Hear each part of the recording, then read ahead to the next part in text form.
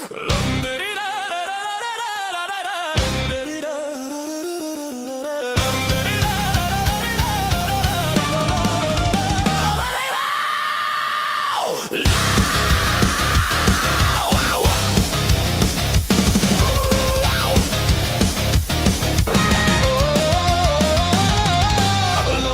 trucks at midnight roll, hands are tied, the story sold. Shredding papers, curtains drawn, keep it moving, nothing's wrong. Shadows bleeding through the street, power feasts where children weep. Stages set, the actors smile, markets open all the while. Traffic behind the massive order, smuggled across the border. Government hands in the bloodstained dance, cover the truth, it's a circumstance.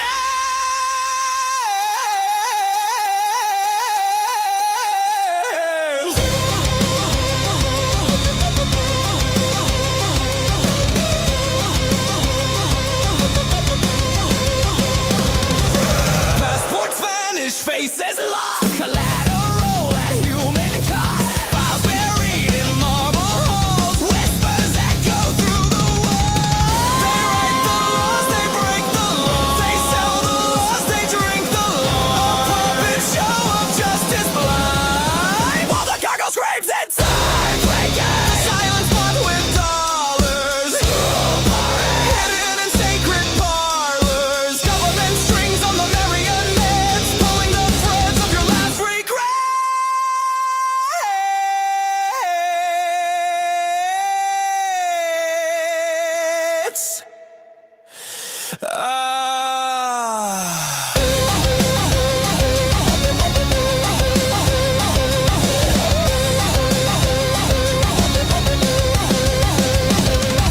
Silent cargo, painted smiles, justice missing, buried files. Every secret has a stage, every cage a gilded cage.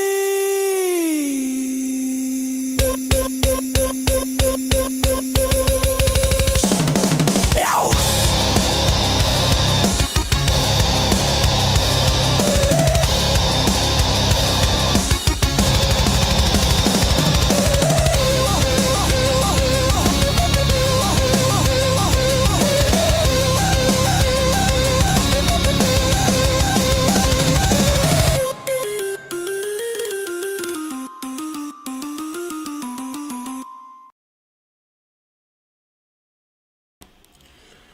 You already know what it is, man. We're back here to serve some more Game on the Ground from Hunger House. Just got the pound and I'm ready for the next round. So with that being said, make sure you, and there I go, just on autopilot, about to say it again. With that being said, don't grab your snacks, drinks, or whatever the case may be because you don't need them. And y'all can see the title of this episode, this live, whatever you want to call it. Candace Owens exposes Charlie Kirk's medical exam. Now, we're not going to get through the whole live. I'll tell you that for sure. But we are going to go ahead and start watching it. All right, you guys, where to begin? Obviously, we have a lot to... Be quiet for a minute, please. So yeah, this should be interesting. I do remember seeing some clips of the quote-unquote coroner's office saying that they didn't actually examine, do a full autopsy on the body or even autopsy at all. I don't know if that's true or not. I don't know if we'll see that here. But I do remember seeing some clips of audio recordings of some alleged coroners saying that. So with that being said, let's go ahead and jump into this, man. Let me go ahead and get this pulled up real quick.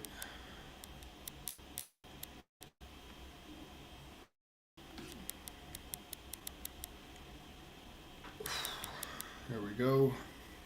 My bad, y'all. I just got the damn hiccups all of a sudden. All right, let's get into it, man. 3, 2, 1, let's go. To unpack before I go on vacation. I'm looking forward to reading. I'm also looking forward to processing a lot of the information that is coming to me and researching more.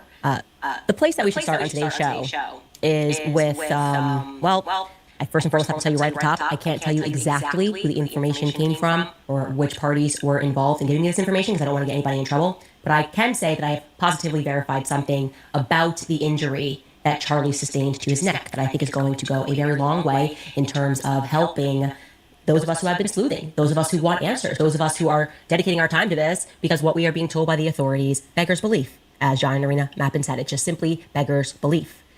We also want to make sure that we are presenting evidence and debunking one another where we can, so that all of us can collectively zero in and build upon whatever facts we have in this decentralized investigation.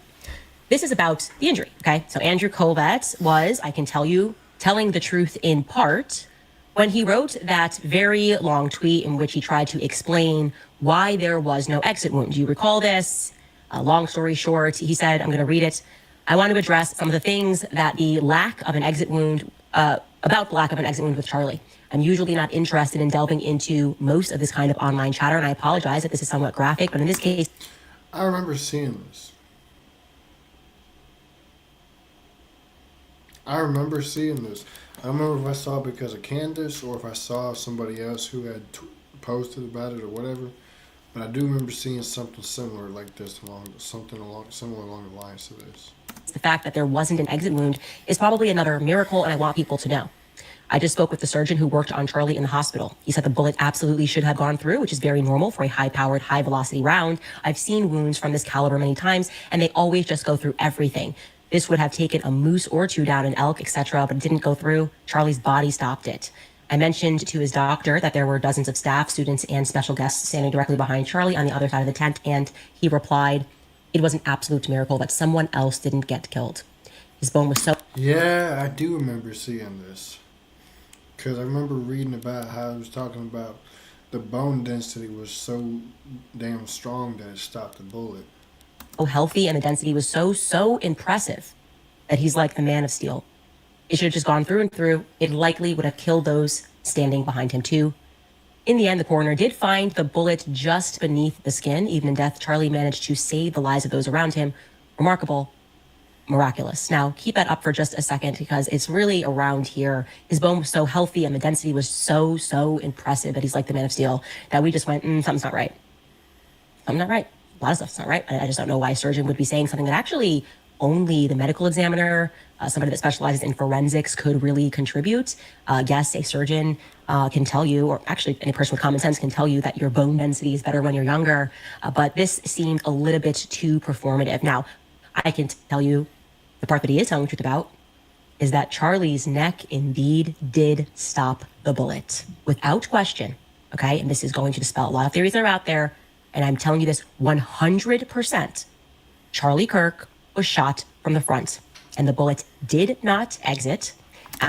See, I figured he was. I knew he was, because when I saw that video of him when he got, for lack of a better term, the blood spewing was coming out from kind of like the side-ish front on his left side, kind of like right in here, is where it just started coming out at.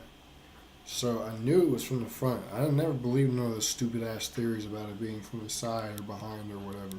And at least a fragment of the bullet was recovered from his neck. And I'm going to tell you exactly where it was recovered from. I have fact-checked this information from multiple sources now. I've actually been sitting on this for a little bit over a week.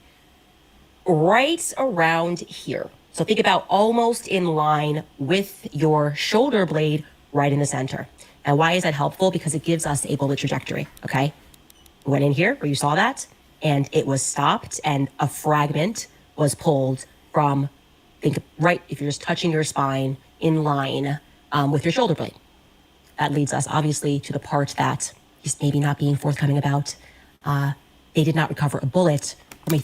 What it do, man? 30-06. They didn't recover a bullet from a 30-06. Just didn't happen, okay? They found a 30-06 bullets. Charlie's death certificate certainly would have reflected that. In suicide situations, as just one example, medical examiners feel free to chime in. I've spoken to quite a few, but when the gun and the bullet are known, they are reflected onto the death certificate, okay? There is not one reflected onto Charlie Kirk's death certificate because they did not recover a bullet from a 30-06. Hunters and military men rejoice. It turns out that common sense still rules the roost, okay? You guys were right. You were absolutely right. And this is why I hate politics, because it requires us to submit to the idea that we were all somehow born yesterday. That it So I get tired of hearing people cry. Just do the damn work, man. You ain't even lying, bro. You ain't even lying. life really can just be a Marvel comic with people that are, I guess, DC comic, where there are men of steel that are able, because they're young, to stop 3,000 pounds of energy that is coming at them. That didn't happen. So where does that leave us, guys? Well, the part that is now extraordinarily suspicious is that Andrew is claiming that he had a conversation with the surgeon who offered up the idea that it really was just your modern Christian miracle, that Charlie was just young and his bones had a lot of density, which made him stronger somehow than a Cape buffalo, enough push-ups and asparagus, and you too can stop 3,000 pounds of energy coming at you. What are we to make of that? What are we to make of the fact that Charlie did not do that, actually? It means that he was shot with a completely different kind of gun, obviously, okay? The kind where this would make sense, and it didn't cut through him. The kind where it would make sense that outside of an artery effectively exploding from the front, there was, his neck didn't explode, which that particular weapon that they were trying to tell us Charlie was killed with would have gone through about 7 necks, okay? You will recall. Yeah, I'd say it makes about pretty good sense. I've shot a 30-06 before, and know how strong those rifles are. Now that she says that, it does low-key make sense. All that throughout all of this, or during this mayhem rather, there were people who were insisting, by the way, they're on the ground, the witnesses that were insisting that they heard multiple shots. It's another element of this. But those individuals were not the ones that were awarded with mainstream media interviews. In fact, one guy, and this kind of went viral at the time, even got pushed, physically pushed, and was not given the ability to speak at all. They shut him up. It looked, if we were just examining the situation, it certainly looked like Turning Point employees or staff or students thugged him so that he wouldn't say what he thought happened. Let's take a listen to that clip that has gone viral. What I will say is that almost doesn't make sense, because in the video you hear one shot. One shot. If you listen to it before and just after. Now, unless there were some more shots that rang out after the crowd started going insane and the noise from the crowd drowned it out, it's the only thing I can think of. But I don't know about y'all, but I only heard one shot when I saw that video. I was standing from probably the third row in the bottom. I heard the shot ring out. I looked to my left, and then I looked over to my right. I saw him slump over in his chair forward. He slumped over. He had blood coming from the left side of his neck, down his shirt, and he slumped over and he was carried off. Get off me! Get off me! Emotions are running high right now. Certainly emotion. That's crazy, bro. Let's go back. Get off me! Get off me! Emotions are running high right now. Now, what are the chances? And I'm just gonna throw this out there and let y'all decide for yourselves what you think. What are the chances that those people who are quote-unquote TPUSA employees are just FBI or CIAs dressed up like TPUSA employees to make it look like they're the ones that are telling them, hey, you gotta go? It would not surprise me one bit. You never know what type of goofy ass shit that you're gonna find the CIA and the FBI involved in when you seriously do some digging. Certainly emotions were running high. He was just trying to speak and to say what he saw. And interestingly, though, if you think through what he said there, he said, I was in the third row, right? And a shot rang out, and I looked to my left, and I looked to my right. Now, we're not specific on where exactly he was standing, but if a shot, a high-powered rifle, came from 250 yards behind you, you'd probably look back first, right? Like, common sense, if you heard the sound coming from behind you, you would look back probably even before your brain came online, your instinct would be to duck and to make sure that you're not going to get hit by something that's coming from behind you. Now, to clarify immediately here and to again debunk some other internet conspiracy theories, that is not Andrew Colbert in that video. A lot of people were like, is this Andrew Colbert from Turning Point USA hiding under a hat? It is not true. I spoke to Andrew on this actual day. He definitively flew in to Utah after the shooting took place. He's not therefore on the ground. But the person that is in that video, as soon as I just put up a picture and I said, I'd like to identify this person, his friend first left a nasty comment, like, why are you trying to look out for this guy? He did the right thing. How dare we ask questions? Like, how dare we try to get testimony from anybody else that day? Kind of then messages me privately because I reached out and I'm like, I'm just trying to confirm the story. And I reached out and he says to me, well, and I'm paraphrasing here, he doesn't want to speak to you. He doesn't want to speak to media because he's been instructed not to speak to media because he's gotten the Turning Point chapter into trouble before for speaking out in the media, and he just doesn't want to do that. And I said, that seems very strange to me. What are you saying to me? You have a TPUSA person who can't speak out about things. There were tons of people that were talking about their testimonies. It's very odd. In the immediate aftermath of the shooting, you're telling me that Turning Point USA sent around a text and said nobody speak to the media? That was the excuse, by the way, for why he shut that guy up. People were saying, oh, they're not allowed to speak to the media. So they were just doing what they were told. Well, then it's kind of interesting. You should know that I then determined that the person doing the shoving is first and foremost not a Turning Point USA employee. He is beyond that not a student at UVU. He is not a Turning Point USA student, therefore, either. He was actually brought in as a volunteer, which I found to be quite strange. Like, look, I've done a lot of campus stops, and typically it's the chapter of that school that... I'm telling you, bro, it's got to be CIA or FBI disguised as a TPUSA and or a volunteer to make it seem like it's really them doing that. Does everything. It's the chapter that handles everything. Now, bigger events, they certainly work with other organizations, and it's possible, I guess, it registered to me as odd that a volunteer would have the courage to shut down a kid that's speaking in that way, in that aggressive manner. I would imagine Turning Point would tell their volunteers not to get physical with students on campus.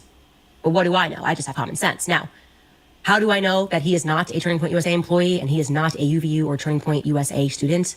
Well, because despite him stopping a college kid from speaking about what he heard, that young man, whose name is Cooper, I'm very comfortable telling you this because, well, he went on Fox News that very night to provide eyewitness testimony to exactly what he heard and what he saw. I'm telling you, it was this whole thing feels like it was staged.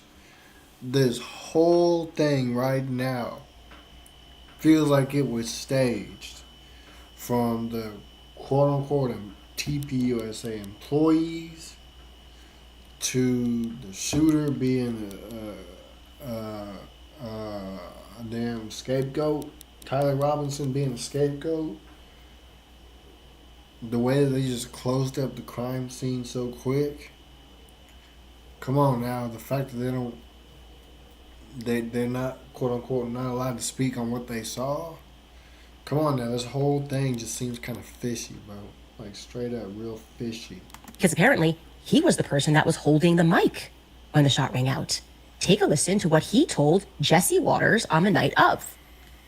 Cooper Brown was an event volunteer who was just feet away from Charlie when he got shot. Cooper, what happened?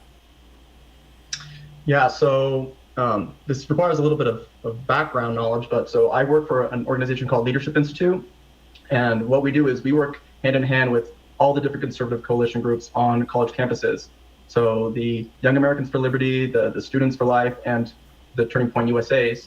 And so at Utah Valley, we had been really, really excited to be able to host Charlie Kirk this semester. And we had spent weeks and weeks and weeks getting volunteers, advertising for this event, and just so excited to be able to host Charlie Kirk at this university. And then unfortunately it had to end in absolute tragedy.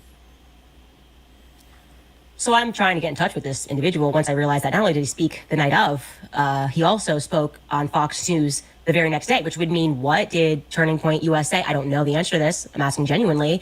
Did they say speak to this person who's not actually a TPUSA student, but he was there? I don't know how this works. But the next day, sure enough, he appeared on Fox News again. And I'm not sure if we had that clip, Skylar, but if we do, let's roll it. That day, we had 30 or so student volunteers that were designated roles that were going to be helping pass out Turning Point USA merchandise and getting people signed up for the event. And my responsibility was, when the event actually started, to help manage just the microphone. So something simple as just raising it and lowering it, making sure students were able to speak into it clearly. And I thought this was a fantastic opportunity to be up really, really close, to be able to witness all the amazing dialogue that was going to be happening on campus. A couple of things about Cooper Brown that to me is a bit of a mystery at this moment. First and foremost, you provide witness testimony. You start doing the rounds on Fox News. You are fair game, okay? I'm going to start asking questions because I need to know everything. Everything's got to fit neatly into my timeline. So in trying to reach out to him and in publicly posting, hey, I'm trying to identify this individual, I received a ton of emails. One email said, hey, I'm actually his cousin, and here is his number. Now, I noticed that that cousin happens to live in Phoenix, Arizona. So I went and just checked some profiles on social media. I found some Browns, but they were all living in Phoenix, Arizona. Okay, maybe this person's from Phoenix, Arizona. Well, actually, when I went through what he has as his resume on this website where he says that he works with this institute, I couldn't fact check any of the things. Went to school, a very small college in New Hampshire. I'm from the Northeast. If you're going to school in New Hampshire, especially not the University of New Hampshire, you can go ahead and bet that you're going to be a local. So I'm looking for a kid that's from New Hampshire to go to this tiny school. I found someone from that name with his name, but it was actually a girl that had that name and graduated in the year he says he graduated in. He doesn't look to me like he just graduated college, but according to his resume, he did. And the number that she gives me, which is the first thing that registers to me as odd, is it's a Utah. Sorry, it's a Phoenix-based number. So I'm going, who is? I'm telling you, bro, it's a play.